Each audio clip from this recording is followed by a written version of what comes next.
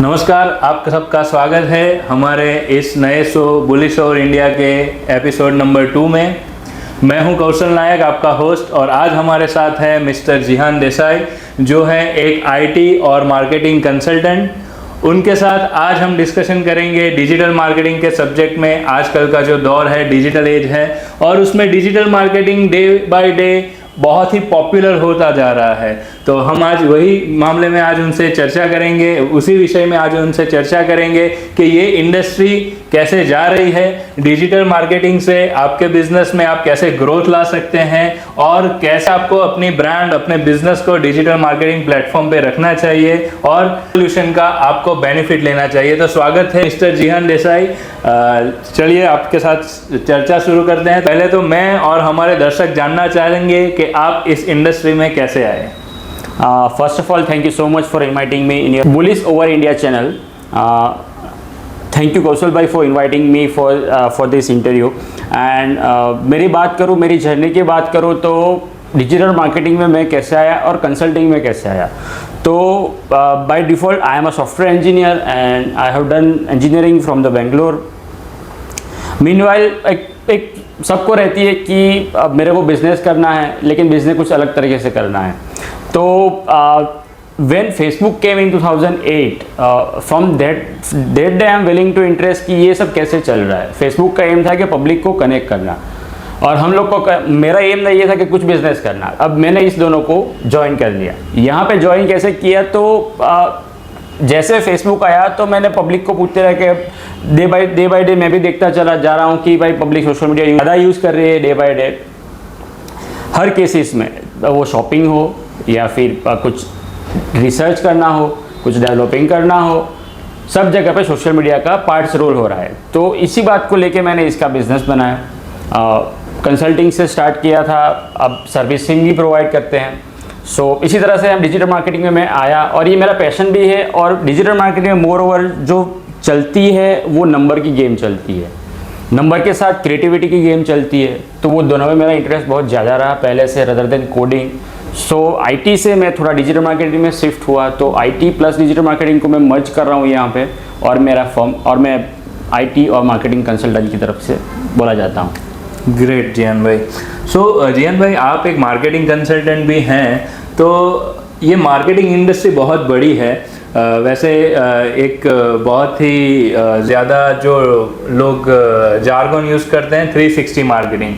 360 marketing ये होता है कि उसमें हर तरीके का मार्केटिंग इन्वॉल्व है। बट काफ़ी 2-3 सालों से, अगर हम पास्ट 2-3 सालों से देखें, तो डिजिटल मार्केटिंग बहुत ही ज़्यादा ग्रो कर रहा है। और हम यहाँ पे एक normal social media user target किए जा रहे हैं, और हम ये सोच रहे हैं कि क्या डिजिटल मार्केटिंग ही आने वाला मार्केटिंग है, पूरा 360 मार्केटिंग डिजिटल मार्केटिंग होने वाला है। क्या सही में ये मार्केटिंग फार्मूला काम करता है, या मिथ है, या क्या है? फर्स्ट ऑफ ऑल मैं आपको बताना चाहता हूँ कि डिजिटल मार्केटिंग इज मिथ नहीं है, वो फैक्ट है। कैसे मिथ नहीं है, कैसे फैक्ट है? तो कि डिजिटल मार्केटिंग में जो नंबर मार्केटिंग का है वो मेजरेबल है, वो एक्शनेबल है और रिकॉर्डेबल है। मतलब हम यूज़र कहीं में कहीं जाते हैं तो उसको मेज़र कर सकते हैं। अगर हम ऑफलाइन ब्रांडिंग की बात करें, मार्केटिंग की बात करें, तो वहाँ पे हम डेटा मेजर नहीं कर सकते, ताकि कितने व्यूअर्स ने देखा, कहाँ पे देखा, क्यों देखा, कितने टाइम तक देखा। तो डिजिटल मार्केटिंग एक 100% वो फैक्ट है। ये सब नंबर्स को चलते हुए इसको हम फैक्ट में करते हैं। और डिजिटल मार्केटिंग के बहुत सारी चैनल्स है, बहुत सारे अंदर सब डिविजन्स है। उसके अंदर से सोशल मीडिया फर्स्ट हो गया, सेकंड एसईओ हो गया, email marketing, affiliate marketing, inbound marketing, ऐसे बहुत सारे मार्केटिंग चैनल्स को कंबाइन करके एक डिजिटल मार्केटिंग बोला जाता है। ना कि सिर्फ एक सोशल मीडिया पे अवेयर रह के आप सोशल मीडिया कर सकते हो। That's one part of digital marketing. So आपके मुताबिक क्या डिजिटल मार्केटिंग ही आने वाले समय में पूरे मार्केटिंग वर्ल्ड में हावी रहेगा, या फिर ऑफलाइन मार्केटिंग का भी इम्पोर्टेंस उतना ही बरकरार रहेगा? Definitely as per my experience दोनों साइड्स बहुत इंपॉर्टेंट है। Offline marketing, there are peoples कि वो लोग डिजिटल मीडिया कम यूज़ कर रहे हैं, जो मार्केट में बहुत ज़्यादा जाते हैं। तो उन लोग के लिए ऑफलाइन प्लस ऑनलाइन दोनों को कंबाइन करें तो एक सक्सेसफुल मार्केटिंग स्ट्रेटजी बन सकती है।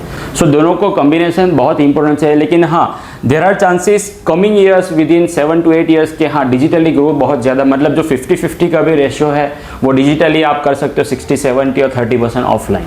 और बहुत सारे बड़े ब्रांड ने तो अभी भी ऑनलाइन ही सिर्फ कंसिडर कर लिया है कि yes we will go for online, क्योंकि वहाँ पे डेटा एक्शनेबल है, मेजरेबल है और अचीवेबल है। तो जिहान भाई, what are the key elements of digital marketing?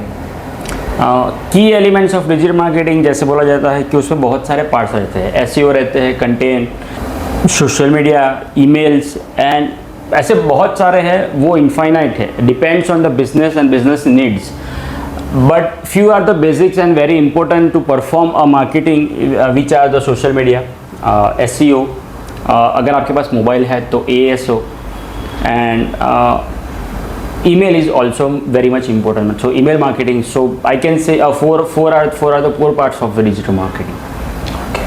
और डिजिटल मार्केटिंग क्या नहीं है?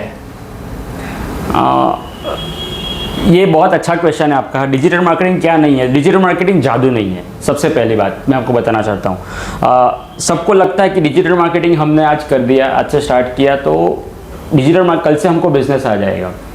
So digital marketing is not about the business. Digital marketing एक ऐसा है जहाँ पे आप क्लाइंट के साथ, अपने व्यूअर के साथ रिलेशन बना सकते हो। यस, अगर आप ई कॉमर्स में हैं तो yes you are converting user to buyer. तो ये सारे चलते हुए आप बता सकते हो कि डिजिटल मार्केटिंग एक ऐसा कोई जादुई छड़ी नहीं है जो आपने स्टार्ट किया और आपको कल से बिजनेस होगा या फिर आपको कल से अवेयरनेस स्टार्ट हो जाएगी। It's needs lot of efforts, patience and commitment for the sustainability of marketing कि यस हमको ये करना है। और yes stability is very much important in this case कि अगर आपने आज स्टार्ट किया, 2 महीना किया कुछ अपनी तरफ से, फिर बंद कर दिया, फिर से स्टार्ट किया, तो ये ग्राफ आपको डाउन ही लेते जाएगा। आपको कभी भी ये आपको ग्राफ नहीं लेते जाएगा, प्लस में नहीं आपको दिखाएगा ग्राफ। तो एक शॉर्ट वन लाइन में आपको बताऊं कि डिजिटल मार्केटिंग अगर आपको करना है या फिर करना स्टार्ट करते हो तो you needs a patience, efforts and stability for and continuous improvement what user need. And yes, one more line is I want to add that अगर आपको धंधा नहीं मिलता है तो चलेगा, लेकिन वहाँ पे आप कस्टमर के साथ रिलेशन बनाते हो। So if you are running any business, a small business or big business, maintain relation with digital marketing. Do not consider it as a expense or as a do not consider it as an expense, consider it as an investment. तो आपका कहना है कि digital marketing एक channel है जहाँ पे आके आप कस्टमर के साथ एक कंटिन्यूअस रिलेशनशिप बिल्ड कर सकते हो और उस पर आपको कंसिस्टेंट भी रहना पड़ेगा और पेशेंस भी चाहिए ताकि वो आने वाले समय में आपके लिए फ्रूट्स बेयर कर सके। Yes definitely. तो जी हाँ जी, जैसे कि आपने भी बताया और हम भी देख रहे हैं, एक कॉमन बिजनेसमैन है या कॉमन यूज़र है, आजकल उनके पास सोशल मीडिया पे जाके इतने सारे चैनल्स, इतने सारे प्लेटफॉर्म्स हैं कि एक छोटा जो एंटरप्रेनर होता है जिसने अभी अभी बिजनेस स्टार्ट किया है, जिसको मार्केटिंग का ज़्यादा नॉलेज नहीं, स्पेशली डिजिटल मार्केटिंग का ज़्यादा नॉलेज नहीं है, बहुत ज़्यादा कंफ्यूज हो जाते हैं कि अपना पोस्ट फेसबुक पे डालें, लिंक्डइन पे डालें, इंस्टाग्राम पे डालें या कहीं और डालें। और काफ़ी लोग जो हैं वो बहुत सारे सोशल मीडिया प्लेटफॉर्म पे अपने अकाउंट्स ओपन कर देते हैं and I don't think that are of some use, और उससे ज़्यादा आपको रिजल्ट कम मिलेगा और एफर्ट्स आपकी ज़्यादा जाएंगी। तो क्या हमारे व्यूअर्स के लिए आप एक्सप्लेन करेंगे कि कौन से प्लेटफॉर्म्स इम्पोर्टेंट है और उसका यूज़ क्या हो सकता है? तो कौशल जी, उसमें हमको पहले ये समझना है मार्केटिंग में कि हमारा ऑडियंस कहाँ पे है। सबसे पहला, अगर हम ई कॉमर्स की बात करें तो आपका ऑडियंस पूरे इंडिया पे है। If you are running business online और आप ऑनलाइन कुछ चीज़ें बेच रहे हो तो आपका ऑडियंस आपको सब जगह मिलेगा। अगर आप ब्रिक एंड मॉर्टर बिजनेस कर रहे हो तो आपको ऑडियंस स्पेसिफिक डायमीटर में मिलेगा। यहाँ पे 2 चीज़ आपको मैच करनी है, आपकी ऑडियंस कहाँ पे है और आपकी सर्विस कहाँ पे है। अगर आप ऑनलाइन में है तो आप कहाँ पे भी सर्विस दे सकते हैं। That means you are open for almost all the platforms for the digital media. And अगर आपका ब्रिक एंड मॉर्टर बिजनेस है तो जहाँ पे आपकी ऑडियंस है वहाँ पे जाना मैं सजेस्ट करूँगा। जैसे अगर आप बिजनेस रन कर रहे हो और आपको FMCG इंडस्ट्रीज़ में हो तो डेफिनेटली आपका ऑडियंस इस फेसबुक इंस्टाग्राम में बहुत ज़्यादा रहेगा। उसमें भी एज डिफाइन करना बहुत ज़रूरी है कि अगर there are certain people those only use Facebook after 40 years, and जो 40 ईयर्स के टीनेजर्स है वो लोग इंस्टाग्राम ज़्यादा यूज़ करते हैं. If you are into professional field, then you must go for the Twitter and LinkedIn, so जाकि professional public आपको वहाँ पे ज़्यादा मिले, आपकी ऑडियंस वहाँ पे आपको ज़्यादा मिले. तो अगर आपको पहले डिफाइन करना रहेगा कि आपकी ऑडियंस कहाँ पे है, आपका बिजनेस सर्विसेबल कहाँ पे है, आपकी टारगेट मार्केट कहाँ पे है. तो ऐसे जो प्लेटफॉर्म का सिलेक्शन है बहुत वाइजली सिलेक्शन करना है आपको, जब भी करो तब भी, क्योंकि there are more than 15 platforms in online, उससे भी बहुत ज़्यादा है. लेकिन जहाँ पे जाना है जहाँ पे आपकी ऑडियंस है, एक वन लाइन आंसर आप.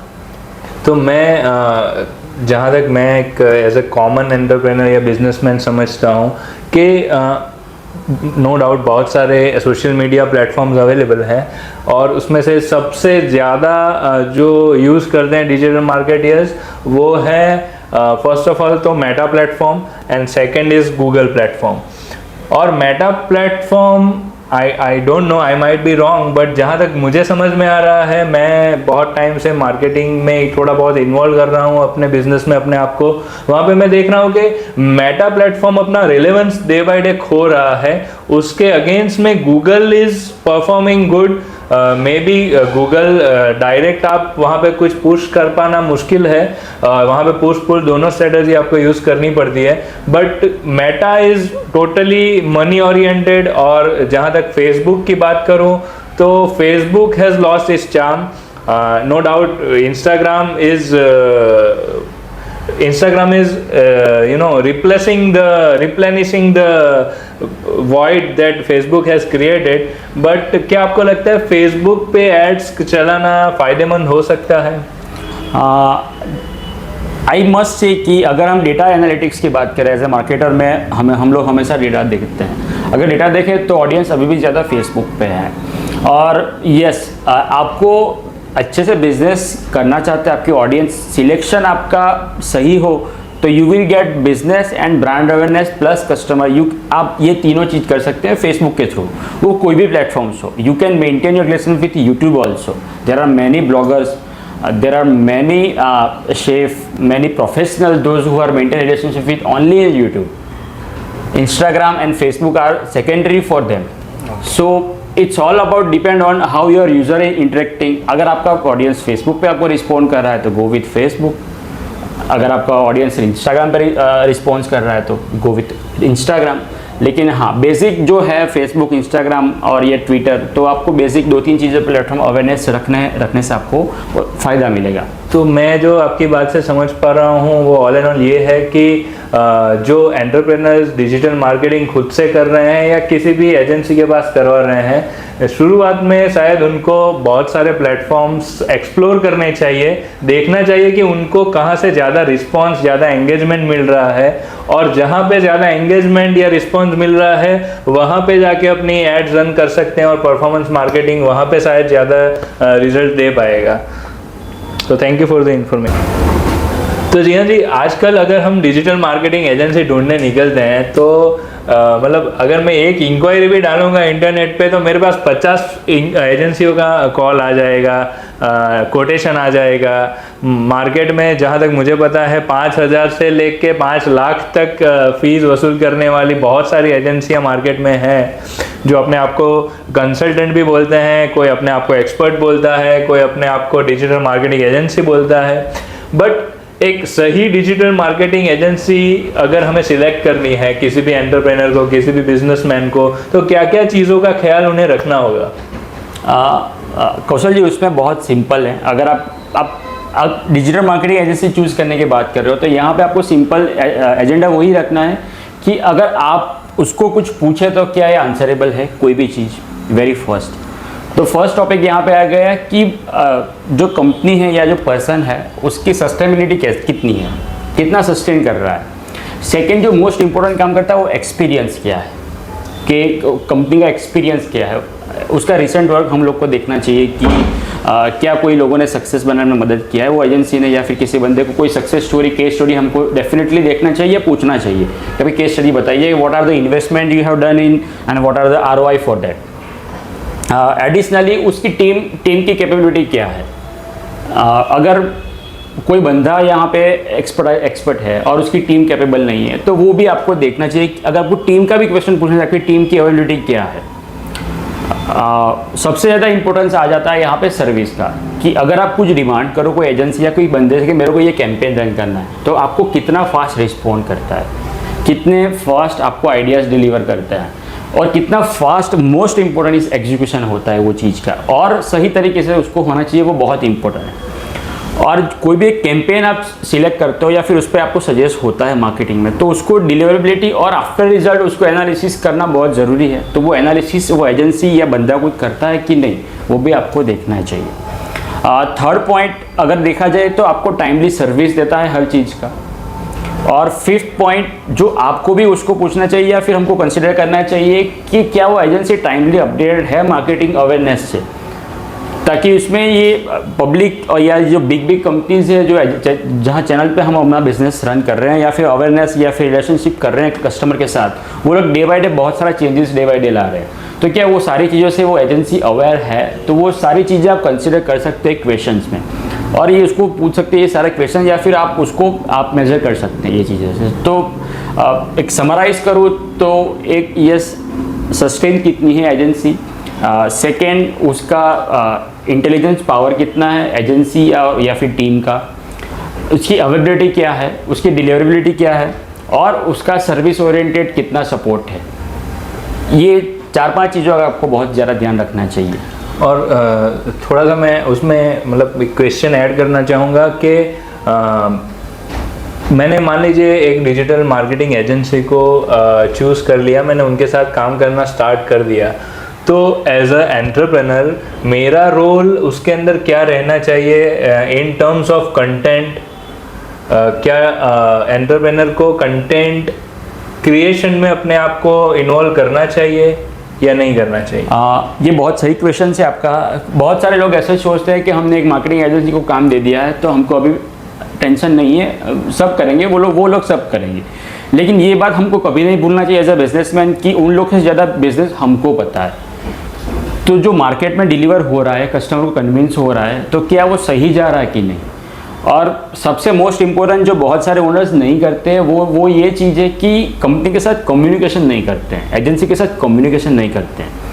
आपको एजेंसी के साथ कम्युनिकेट हमेशा करना चाहिए ताकि आपको भी पता चले कि बिज़नेस कहाँ पे जा रहा है और बिज़नेस को एजेंसी को पता चले कि बिज़नेस कहाँ पे रन हो रहा है, और वैसा वर्सा दोनों चीज़। तो कम्युनिकेशन इज़ मोस्ट इम्पोर्टेंट की बहुत सारे टर्म्स में हम लोग एजेंसी को ऐसा लगता है कि ये क्लाइंट हमको परेशान नहीं कर रहा है, तो वहाँ पे एक्चुअली परेशान करने वाला ही क्लाइंट चूज करना चाहिए एज ए एजेंसी को मैं बता रहा हूँ, कि ताकि पता चले कि मार्केट में चैलेंज क्या है, क्या ट्यून करना है डे बाय डे, और चेंजेस भी जो करना है वो कितना फास्ट करना है, क्योंकि वर्ल्ड इतना फास्ट मूव हो रहा है डे बाय डे, तो हमको भी उतना फास्ट मूव होना पड़ेगा पब्लिक के साथ। अगर वो नहीं करेंगे, आप जो एजेंसी आपको देती जाएगी वो आप अप्रूव करते जाएंगे, तो फिर उसमें कुछ ना कस्टमर को रिलेशन बिल्ड होगी ना एजेंसी, क्योंकि एजेंसी को ऐसा पता चलेगा वहाँ पे भी ये सब सही हो रहा है, क्लाइंट को ऐसा पता चलेगा कि यहाँ पे भी एजेंसी काम दे रही है, मेरे को सही दे रही, और कस्टमर यहाँ पे बेचारा परेशान हो जाए कि ये लोग क्या बातें कर रहे हैं सोशल मीडिया पे। तो वहाँ पे ये बहुत सारे इंपॉर्टेंट है कि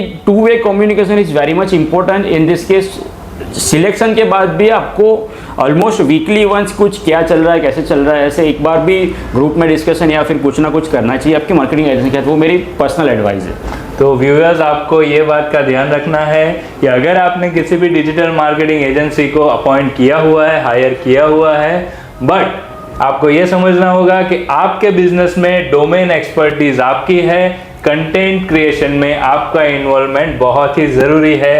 और एज ए कंसल्टेंट जो जिहान भाई ने बताया है अपने डिजिटल मार्केटियर्स के लिए, वो भी बहुत ही क्रिटिकल एडवाइस है। डिजिटल मार्केटियर्स को ये ध्यान रखना चाहिए कि उनका क्लाइंट चैलेंजिंग हो, डे बाय डे उन्हें चैलेंज प्रेजेंट करें, ताकि उनका स्किल लेवल और उनका नॉलेज भी डे बाय डे अपग्रेड होता जाए। तो जिहान जी, हम देख रहे हैं कि चैट जीपीटी जब से लॉन्च हुआ है तब से एआई की चर्चा बहुत ही ज़्यादा बढ़ गई है। लोग कह रहे हैं कि आईटी इंडस्ट्री वालों की जॉब जाने वाली है, डिजिटल मार्केटिंग क्रिएटिव डिज़ाइनर्स की जॉब जाने वाली है, और मुझे लगता है कि कुछ न कुछ तरीके से एआई डिजिटल मार्केटिंग को 100% अफेक्ट करेगा।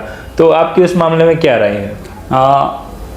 एआई बहुत ज़्यादा चल रहा है इस ज़माने में, और इस टाइम पे अभी एआई डिजिटल मार्केटिंग को रिप्लेस तो नहीं कर सकता है, लेकिन हाँ उसको प्रोडक्टिव वे में हम उसको यूटिलाइज कर सकते हैं। जैसे अगर हमारे पास कुछ डेटा है सोशल मीडिया का कि इतने यूज़र्स आए, तो हम चैट जीपीटी या फिर किसी और एआई प्लेटफॉर्म्स को उसको पूछ सकते हैं कि उसको कैसे ट्रेन किया जाए, क्या डेटा का एनालिसिस किया है, तो उसको हम हमारी स्पीड बढ़ा सकते हैं उससे, एनालिसिस से। रिप्लेस तो नहीं करेगा वो, डेफिनेटली है, हमारी स्किल बढ़ाने में वो मदद करेगा। एनालिटिक्स में बहुत इंपॉर्टेंट पार्ट होगा चैट जीपीटी या फिर कोई भी एआई प्लेटफॉर्म्स का, जैसे चैटबॉट बनाने में या फिर कोई डेटा एनालिटिक्स में, क्योंकि digital marketing is all about the data. And यहाँ पे एनालिटिक्स आपको बहुत अच्छे से वो समराइज करके दे सकता है, तो आपकी स्पीड डिसीजन मेकिंग आपको बहुत फास्ट करके दे सकता है। कहीं ना कहीं इफेक्ट आएगी, लेकिन यस आपका काम भी आसान करेगा। वो दोनों चीज़ यहाँ पे साइमल्टेनियसली है।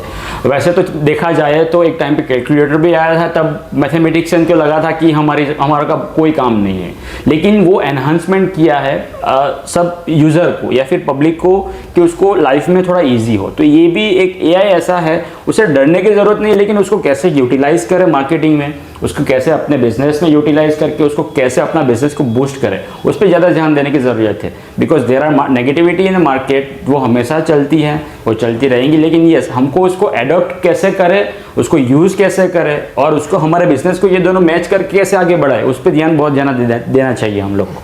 तो आपका कहना ये है कि ये it can go either way, ये मैन पावर की एफिशिएंसी बढ़ा भी सकता है, और अगर कहीं पे मैन पावर की एफिशिएंसी घटा भी सकता है। यस तो आप उसको कैसे यूज़ करेंगे वो बहुत ही ज़्यादा क्रिटिकल होगा, और मेरे ख्याल से नॉट ओनली डिजिटल मार्केटिंग लेकिन काफ़ी सारी इंडस्ट्री में ये यूज़फुल रहने वाला है। स्पेशली मैंने कुछ सॉफ्टवेयर यूज़ किए एंड्रॉयड पे, जहाँ पे एआई टूल्स से फ़ोटो एनहेंसमेंट, क्रिएटिव डिज़ाइंस बन रहे हैं। डेफिनेटली मार्केट में इम्पैक्ट तो आने वाला है, लेकिन जो यूज़र्स हैं, क्रिएटर्स हैं, उनको एडप्ट बहुत ही जल्दी करना होगा ताकि उसका एडवर्स इफेक्ट उनको झेलना ना पड़े। सो डेफिनेटली ये एक मार्केट के अंदर बहुत बड़ा चेंज आने वाला है। तो एट द एंड जिहान जी, मैं चाहूँगा कि हमारे व्यूअर्स के लिए जो अपने यहाँ कैरियर डिजिटल मार्केटिंग या मार्केटिंग के अंदर बनाना चाहते हैं, उनके लिए आप कुछ कहें ताकि वो उनके फ्यूचर में, उनके कैरियर में उनको कुछ गाइडेंस मिल पाए। हाँ। तो कौशल जी, बहुत बढ़िया क्वेश्चन है आपका कि आपको डिजिटल मार्केटिंग में करियर बनाना था, क्या क्या चीज़ों का आपको ध्यान रखना चाहिए। तो career is very bright in digital marketing. अगर आप नंबर के साथ खेलना चाहते हो, number is your very first friend. Analytics, you must have skill for analytics, कि आपकी एनालिटिक्स स्किल होनी चाहिए। Content is your partner I can say, and additionally ethics is more important here, and transparency make you more beneficial in your digital marketing career.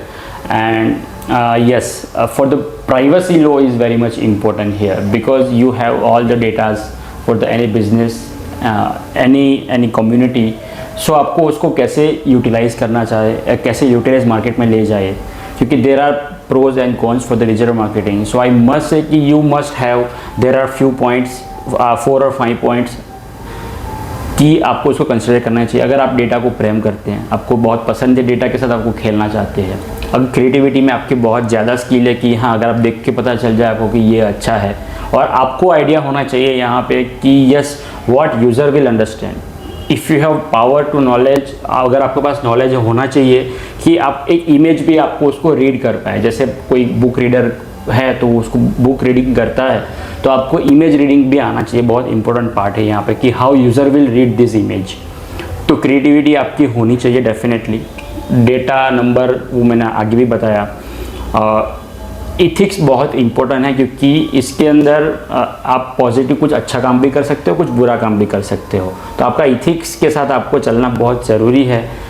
ये आपको millionaire भी बना देगा और आपकी इमेज डाउन भी कर सकता है आपका करियर। और ट्रांसपेरेंसी इज़ ऑलवेज की, maintain the transparency between anyone in social media.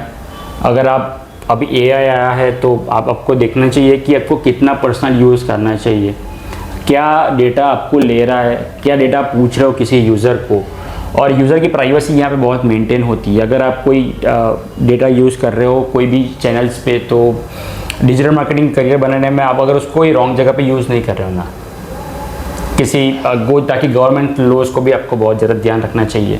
बहुत सारी कंट्रीज़ ने मार्केटिंग के अंदर आप कोई कर रहे हो, जैसे सिंगापुर हो, यूएस हो, तो उन लोगों ने कंट्रीज़ मार्केटिंग के लॉज बना के रखे हैं। तो आई रिकमेंड देम कि स्टडी फर्स्ट देयर, यानी उसको देख के आपको फिर आपको मार्केटिंग आपका स्टार्ट करना चाहिए कि laws are also important, maintain discipline. So there are many points, but these are the few points that we should keep in mind to start career in digital marketing. But yes, I definitely said that career is very bright if you take it very positive way and very good manner in your personal and professional experience. तो viewers, जैसे कि जिहान भाई ने बताया कि digital marketing के अंदर future बहुत ही ज़्यादा ब्राइट है। आने वाला एज डिजिटल मार्केटिंग का होने वाला है, इनफैक्ट स्टार्ट हो चुका है।